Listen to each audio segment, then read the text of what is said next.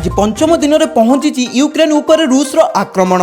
तेबे ता पूर्व शांति कथबार्ता पई यूक्रेन राष्ट्रपति बेलारूस राष्ट्र मुख्य एलेक्जेंडर जेलेनस्कर फोन कॉल पाइबा पर जेलेनस्की आलोचना पई राजी होइथिबा नै तांकर कार्यालय मुख्यरू कुहा जाईछि। रूस आक्रमण पर प्रथम थर पई आलोचना हेबा पई जाउछि। सेपटे गतकाली खार्किव दखल पई रूस उद्यम को पंज करिछि यूक्रेन सेना। यूक्रेन विरुद्ध रे आणविक युद्ध पई रूस धमक। सेपटे यूक्रेन राष्ट्रपति पछकु भी हटु नाहंती। रूसियार राष्ट्रपति यूक्रेन देले परमाणु बोमार धमक। जदि एई भली आगुकू न्यूज पाइबा पई चाहुचंती तेबे आम चैनल को सब्सक्राइब सहित बेल आइकन को दबाइबा को जमा भी भूलंतु नहीं।